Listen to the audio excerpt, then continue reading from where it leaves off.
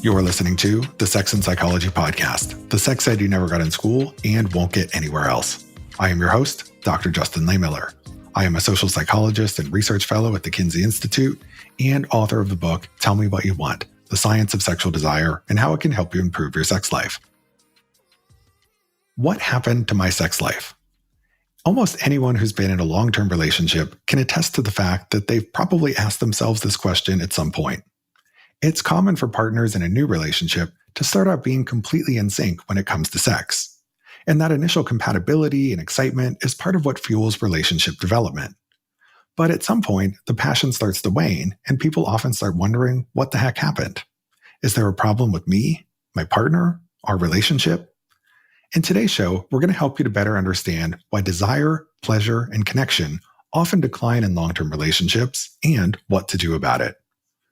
Some of the specific topics we'll explore include what to do when it feels like you and your partner have become roommates instead of lovers, how to create space for sex if you become too enmeshed and codependent, how to deal with unresolved anger and resentment in relationships, tips for moving beyond trauma, and more.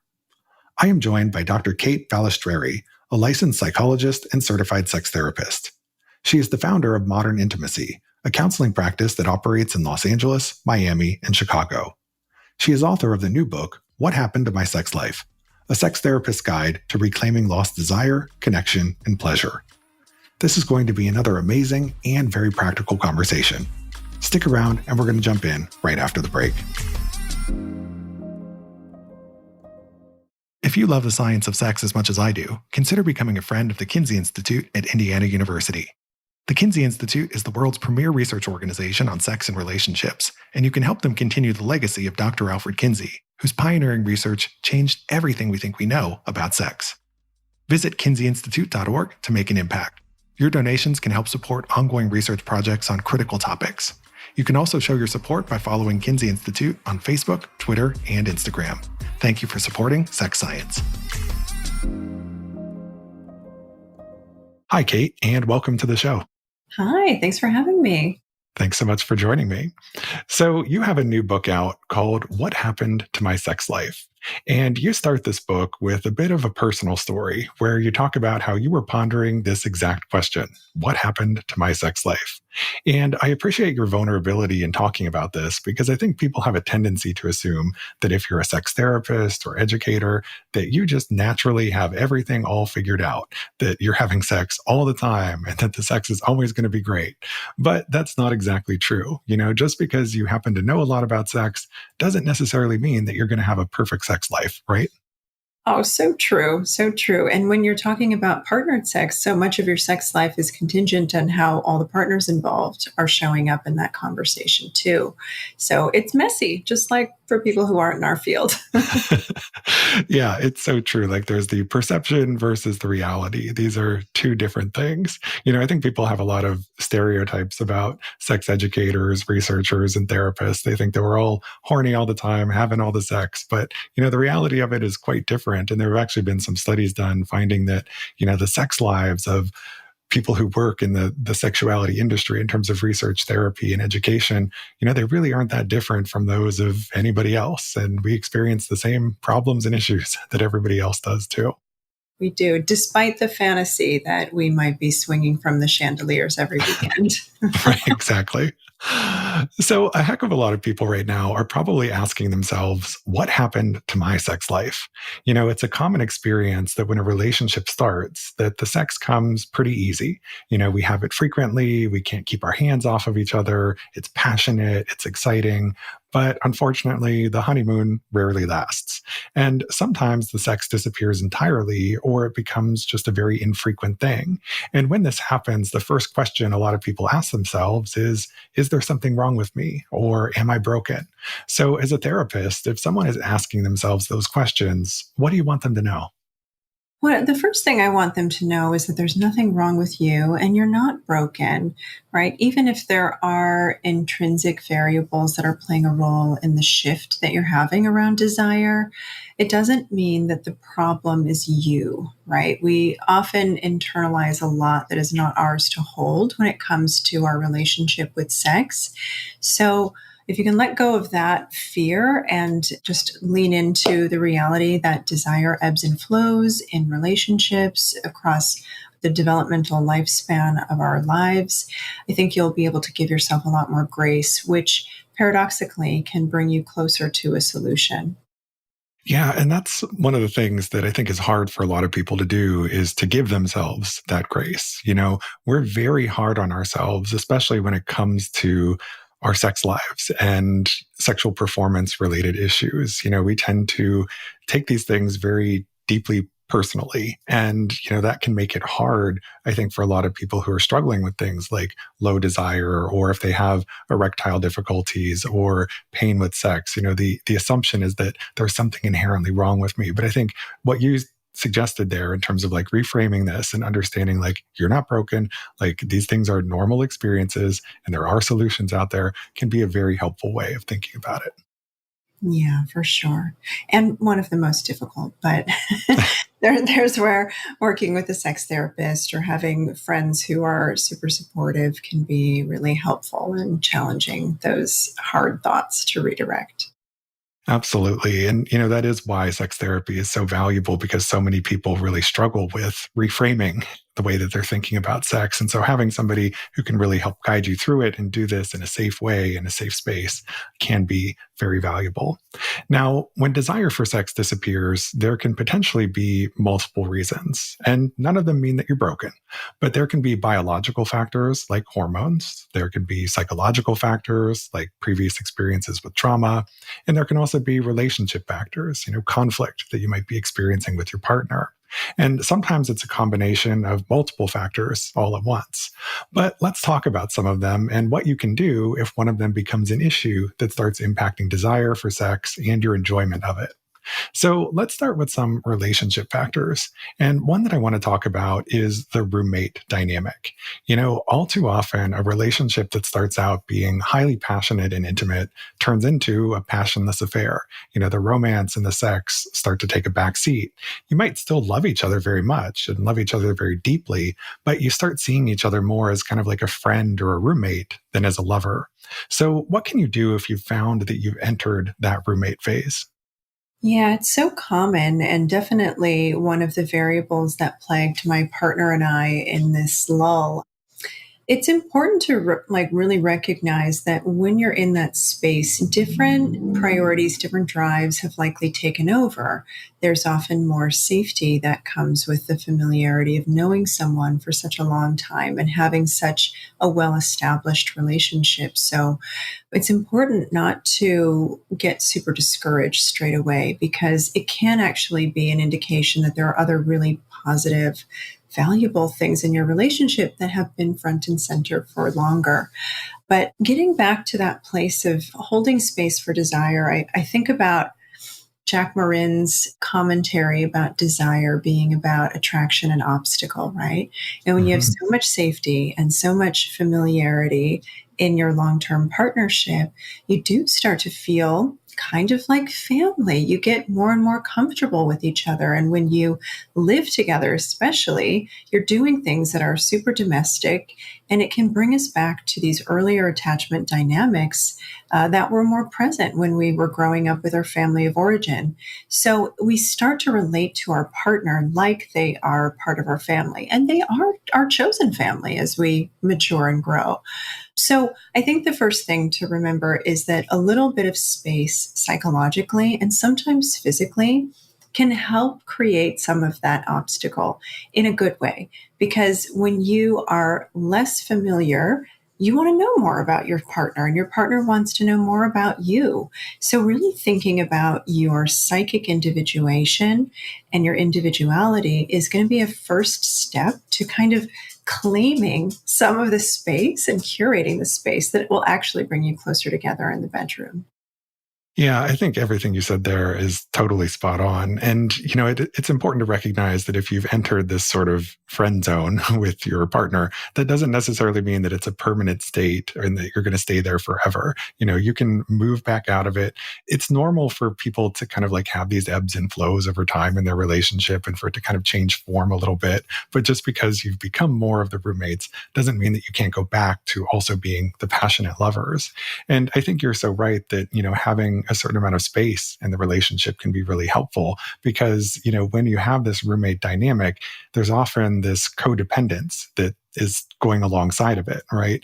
And we talk a lot about the importance of closeness and intimacy in relationships. And while it's certainly important to be close with your partner, you can have too much of a good thing. Just as a complete lack of closeness can kill desire, being too close to one another can actually do the same thing. So there's some kind of like happy medium that you need to find here, right? So what are some ways you think in which partners can give each other a little bit more space so that they can become a little less codependent and enmeshed? It's easy to say you need to have more space in your relationship, but how do you do that? Yeah, I really think it is a psychological step as much as it might be a physical one. So, how I tend to conceptualize it is how do you work together to give each other enough time that you can really invest in your own development as a human? So, that looks like making sure that responsibilities around your home, when it comes to emotional labor, domestic labor, childcare labor, all of that, are spread pretty equitably so that you both have time to like be in your body, have your hobbies, hang out with your friends, read a book, be curious about the world. And when you have time to do that individually, you have a lot more texture that makes up who you are. And you get to rediscover parts of yourself that maybe lie dormant as you let a hobby die out for a little while. So, really rekindling these other areas of your life that are important to you and bring you vitality and creativity and more layers can be, it sounds easy. It's easy in theory, but making the time can be hard. But that can be an easier step to sort of thinking about how am I in renewal with myself and honoring my ongoing evolution as a human. And the more you learn about that process, you're bringing that back into your relationship. And it creates these natural opportunities for you and your partner to be like, wow, I didn't know that about you. I didn't know you thought that way about that. And you have all of these things that now create a space for novelty and reinvigor in your dynamic. And that's exciting. And it's dopaminergic. And guess what else is dopaminergic? Lust. Yeah, it's so true. And I think there's so many different ways that you can go about this. I'm thinking about in my own life, like how I kind of create some of that space that I need. And, for me, sometimes that's I just go take a very long bath and close the door and listen to an audiobook for a while and relax and have a glass of wine. But it's also about, my partner and I having some different social activities that we do so that every time we leave the house, it isn't always together. So, for example, we each joined different kickball teams. And, that also adds like a little bit of a competitive dynamic because sometimes we play against each other. But, it's a way that we can go out and we're able to cultivate some friendships on our own. And, I think that's an issue in a lot of long-term relationships is that you become your one and only for your partner. And all of the previous friendships that you had kind of fall by the wayside.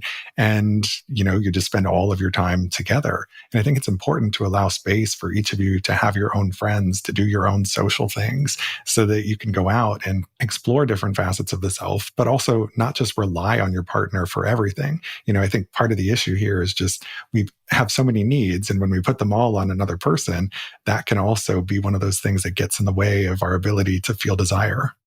Absolutely. And what ends up happening for couples who don't have some different social circles and different communities that they belong to and really invest in is they tend to, as you said, spend way too much time together. And then they live in this echo chamber. And that really reduces their commitment to intellectual diversity and to cognitive sharpening. And so you kind of get like flat with each other when you live in that echo chamber. So having the influence of lots of other social perspectives and people and groups and all of that is really important in making sure that you're having a lot of, I love the word texture. I'm just going to keep using it because it adds a lot to how you think and how you see the world and how you talk and how you work with other humans. Yeah, having a highly textured relationship is a good thing.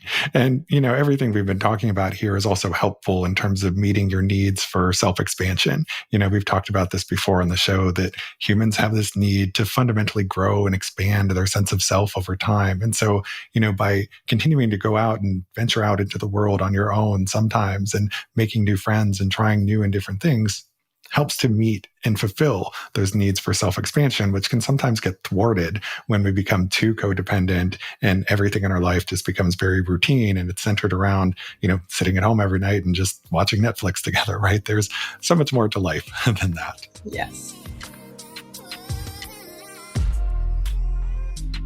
Did you know that May is International Masturbation Month? That means that the best way to celebrate is by pleasuring yourself. Self-pleasure is completely normal and natural, yet it's still taboo, and lots of people have questions about it. So this month, we're celebrating Masturbation May by indulging in shame-free solo pleasure with Beducated, a platform that has helped tens of thousands of people just like you to find sexual happiness. Beducated has more than 100 courses on sex and intimacy created by the world's top experts. Check out their guided masturbation course for an audio journey into new masturbation techniques for both vulvas and penises. This course will teach you how to connect with your body, learn about new masturbation techniques, and spice up your self-pleasure routine. Whether you're looking to get the most out of self-pleasure, better understand your own body, improve your sexual communication, or just get some spicy tips for partnered play, Beducated can help. This month only, get 60% off the yearly pass by using my last name, Leymiller, as the coupon code. Try Beducated risk-free with a 14-day money-back guarantee. Check the show notes for the link and be sure to use my last name to get your discount.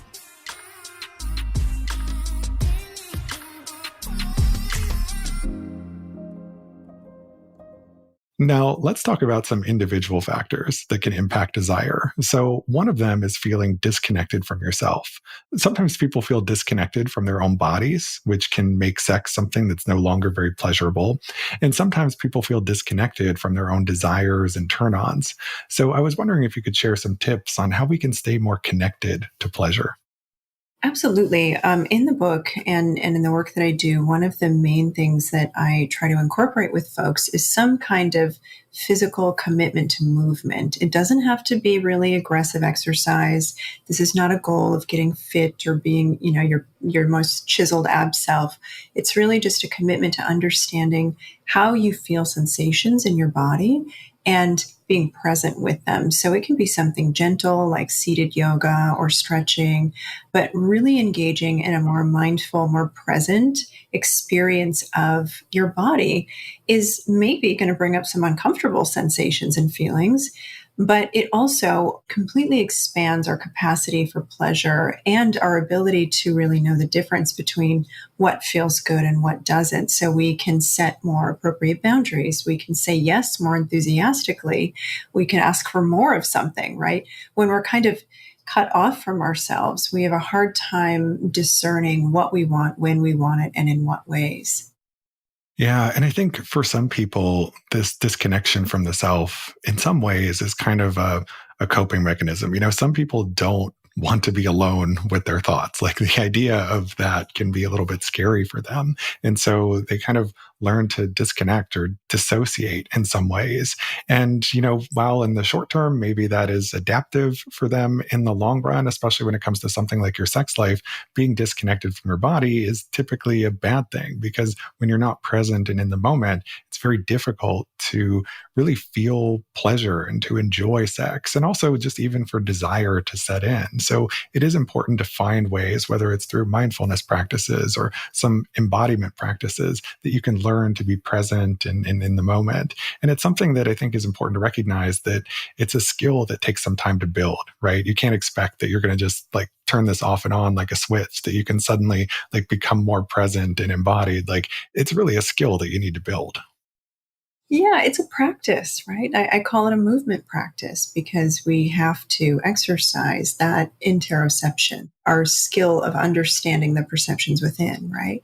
And it goes away when we are being self protective or when we're so busy or when we're running from this demand to that demand. We sort of live like little floating heads. And I find that a recommitment into the body and into the sensations is something that can be done in really small moments. It doesn't have to be this giant, elaborate lifestyle change, which is good because it's portable. You can do it anywhere, but it does require a commitment and some practice. Yeah, and I think you're so right that this is something that you can do in small chunks. Like just a few minutes a day is enough to kind of get started here. And I think, when we talk about lifestyle change, many people want to make lifestyle change, but they just find the idea of it to be so overwhelming. Like, as it feels like it's going to be so much. And so I think this is one of the things where it can be reassuring for people to know that, in just a couple minutes a day, like there are things you can do to take these proactive steps that can help you on this journey. And again, recognize it's not going to happen overnight, but just doing things in little baby steps like this can be super helpful. Yeah, I'm a big fan of throwing a yoga mat down in a place in your home that you traffic regularly, somewhere between like the bedroom and the bathroom or the bedroom and the kitchen, something like that, where it's not in the way, but you do have to see it when you're moving through the house. So it's a reminder. And just sitting down, setting your alarm on your phone for a minute and just stretch a little bit or take a few deep breaths. Practice something that is small, digestible, bite sized, and it can make a huge difference. Absolutely. Now, another individual factor that can get in the way of desire and pleasure is unresolved emotions. And one that you talk about extensively in the book is anger, right? So many of us are walking around with unresolved anger that's getting in the way of our sex life. And it's because many of us are just suppressing that anger instead of dealing with it, or because we're just not sure how to deal with it constructively. So I wondered if you could talk to us a little bit about how we can address things like anger and resentment in healthy ways that can open the door to more desire. Yeah, I love that you're asking this question because a lot of folks are really afraid of being in touch with their anger because there's this overcoupling of the feeling of anger and the expression of anger. And these are really different things. How we express our anger can be super constructive or really backfire for us. But anger as an emotion is a really important emotion. It's so informative and it tells us when someone is not treating us right, when we feel something is unjust. It also tells us when we need to be in advocacy for ourselves or other people. And it's really important. So when we're not paying attention to it, we often do feel really shut down, especially if you're internalizing that anger. Oh man, can it really get in the way of all things pleasurable? But learning how to express it constructively, I think requires a few things. One, giving yourself permission to even feel it. And then maybe talking with someone who you admire, how they handle their anger, asking questions like, how do you move this out of you? So some people do that through really active breath work. Some folks do it through running. Some people do it through singing. Some people do it through writing and saying all the things they want to say, but not telling it to whomever they want to say it to.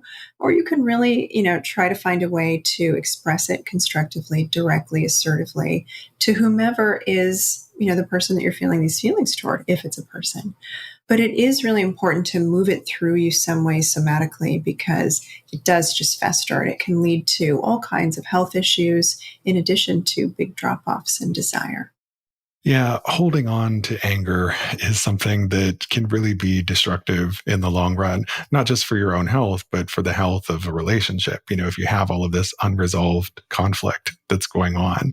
And, it's easier said than done when it comes to resolving and dealing with some of these complex emotions, but we all need to find some form of catharsis, some form of release. And as you said, different things work for different people. And for some people, it's physical activity. For some people, it's some type of emotional expression. For other people, it's having some kind of creative outlet. And so it might involve you trying a few different things to kind of figure out, well, what works for you and what actually feels like release to you. So I think as with anything, there's no one size fits all answer. You kind of need to try a few different things and see what works for you. Yeah, but definitely important to think about what direction does your anger typically flow? Are you an internalizer? Because if you are, you might want to look at something that really channels it outward. And if you're someone who has a hard time containing your anger because it gets so explosive, what does it look like to metabolize it and move it in a different direction somatically through you? So even just thinking energetically about where your anger flows, where it starts in your body and how it moves in you and outside of you can be a really useful skill in thinking about where to go next. Yeah, definitely. Now, one of the factors that you discuss in your book that can impact desire, arousal, and pleasure is trauma. Now, sexual trauma, of course, can take a lot of different forms, including everything from assault to boundary violations to a partner committing infidelity. But for people who've experienced some kind of trauma, a common question they ask themselves is, why can't I move on? Trauma can make it sometimes impossible to feel desire. And it can also make it so that you can never fully relax during sex to the point where you can actually enjoy it. And it can also contribute to painful sex too, because if you've got this trauma response happening, then you might not get fully aroused. And then that can create issues with sexual pain. Now, dealing with trauma is a complex thing. We could do probably multiple podcasts all about this topic. And again, it's another one where there's no one size fits all answer. But do you have any advice you can share for people who are kind of coping with trauma or having difficulty moving on from a previous trauma? Yeah, well, I do want to err on the side of caution because there isn't a one size fits all response that works for everyone. So I don't mean to sound reductionistic when I say this, but it will sound reductionistic. I think one of the things that I've noticed most in the work that I do with survivors is that the thing that is the most difficult for them in their bodies is regulating the emotions that are big as a result of trauma, which makes a lot of sense. And when you feel out of control in your body, it can feel almost re traumatizing for a lot of people. So, that suppression of the emotion is a survival strategy that keeps them relatively intact. But I think one of the main takeaways of my book is that you do have to feel in order to feel.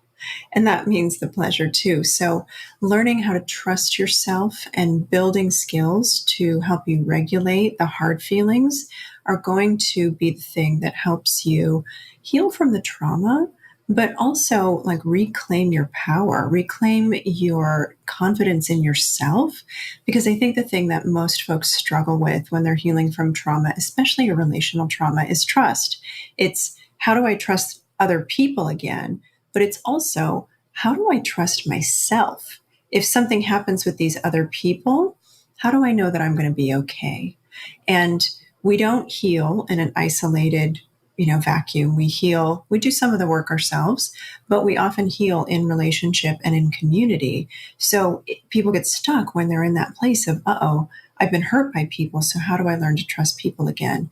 So I think it's a little bit of a chicken and an egg issue because you've got to start trusting yourself, right? To be discerning in ways that maybe you didn't know how to be discerning before, to get support in new places, to get education if that's something that you think might be useful, to practice different emotion regulation skills. These are things that we have the ability to do on our own, and they can help you start to trust that you can trust other people. Because even if those other people let you down or they do something that hurts you, you've got your own back and you've built other support systems that can catch you when you fall. So I think that issue of trust is really multifaceted, but it is kind of the place to start. Yeah, I think that's all great advice. And, it is in part about kind of rebuilding trust with yourself and with others. And, this is again something that's going to be a slow process. And it's something where in many cases, it might require the help of a therapist to kind of work through that. It's ultimately going to depend on the individual and the nature of the trauma that they endured in order to, figure out the path forward in this case. But I think this question also relates back a little bit to what we discussed about having these repressed emotions like anger. Like when it comes to trauma, I think people often try to suppress it, try to intentionally not think about it. And the problem with trying to suppress our thoughts and our feelings is that it has this ironic rebound effect. The more we try not to think about something, later it just comes back with a vengeance and we find ourselves having this obsessive preoccupation with it. And then we can't stop thinking about it. And so I think when it comes to trauma or when it comes to unresolved anger, whatever it is, if you're intentionally trying to avoid it and not deal with it, that usually ends up creating more problems in the long term. Totally. The leakage is so real, right? We can only hold that stuff in for so long before it spills into all of the parts of our lives that we're trying to protect it from. Yeah, definitely. Now, one last factor I wanted to ask you about that can affect desire is stress and burnout. And I think it's fair to say that stress is probably the single biggest libido killer out there. And, unfortunately, it only feels like the world we're living in is becoming more stressful by the day. But sometimes we don't always recognize the signs of burnout until it's too late. So, what are some indications that you might be burned out? And do you have any advice on how you might go about finding more balance in your life in a way that can open the door to more desire and pleasure? Yeah, burnout seeps in these really insidious ways. You might start feeling less pleasure, less joy, less interest in the things that once you were really excited about. You might feel a ton of fatigue in your body. So many folks talk about feeling lethargic and just drained all the time, even if they get a restful sleep. But a lot of folks have sleep disturbances. They're not able to fall asleep. They're not able to stay asleep, and it's not related to a medical condition or medication, right? These are all factors that really can be a good indication that burnout might be creeping in. Feeling more irritable, more anxious, feeling more pressure around your to-do list. These are signs that burnout is about in your world.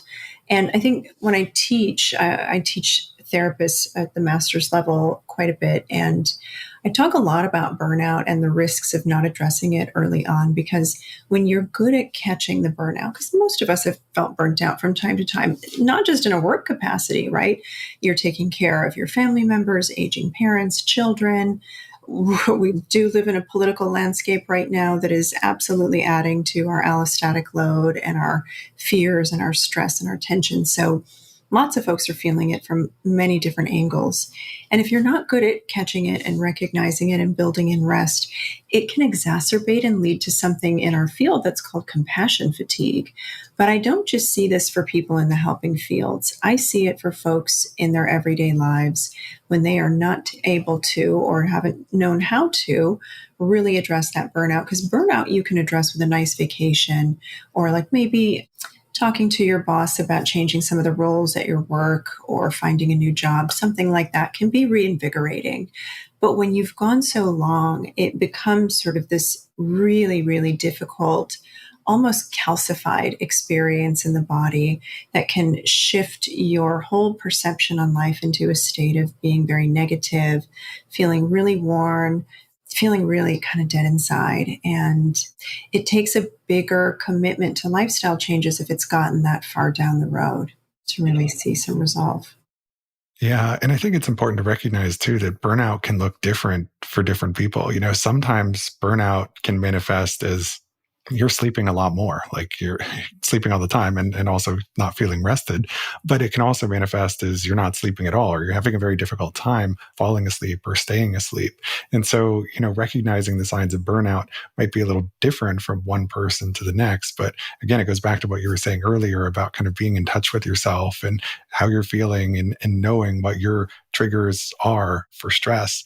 And, that issue of finding balance, I think, again, it's easier said than done. Like, I understand and know a lot about stress and burnout, but I even still have trouble sometimes setting boundaries for myself and sometimes stopping the burnout before it gets too far, because we just kind of live in a society that encourages us to kind of be perpetually always on the edge of burnout, especially when it comes to something like your professional life. It can be a tricky thing to address for sure. It can. Yeah. Yeah. It's definitely easier said than accomplished, but important to kind of notice if you feel a big shift in you, that's a good time to get curious because you know what your baseline feels like. Yeah. And for people who want to learn more about this topic of burnout, I highly recommend Emily Nagoski's book titled Burnout, which helps you to understand the stress cycle and does a very deep dive into that. And we have some previous episodes of the podcast where we've spoken with Emily and have gone in more depth into that subject for people who are curious about learning more. I'm so glad you brought up Emily's book. her book is one of the best on burnout I've ever read. And she does such a good job of looking at this relational burnout that I've been talking about. And she talks about Kate Mann's language around patriarchal demands that are put on people in relationships, especially in heterosexual relationships, where men get to be human beings and women are expected to be human givers. And Emily Nagoski calls this human giver syndrome. And it's one of the ways that women often get exacerbated, burnt out, and exhausted in their relationships. And we don't talk about it enough. And it is one of the biggest culprits of desire. Yeah. And speaking of being burned out in relationships, I'm looking forward to chatting with you in the next episode about the topic of parentified relationships. So thanks so much for being here, Kate. I look forward to talking more in the next episode. Can you please tell my listeners where they can go to learn more about you and your work and get a copy of your new book? Absolutely. Thanks so much for having me on your show. This was so fun. For anyone listening, if anything I've said has resonated, you can check out my website at modernintimacy.com. And my book, What Happened to My Sex Life, is available everywhere you can get books.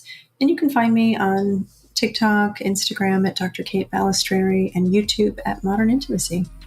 Well, great. And I'll be sure to include links to all of that in the show notes. So thanks again so much for your time. I really appreciate having you here. Thank you for listening. To keep up with new episodes of this podcast, visit my website, Sex and Psychology, at sexandpsychology.com, or subscribe on your favorite platform, where I hope you'll take a moment to rate and review the show. If you listen on Apple Podcasts, please consider becoming a Sex and Psychology Premium subscriber to enjoy ad-free listening for just $3.99 a month. You can also follow me on social media for daily sex research updates. I'm on Blue Sky and X at Justin Lehmiller and Instagram at Justin J. Lehmiller. Also, be sure to check out my book, Tell Me What You Want. Thanks again for listening. Until next time.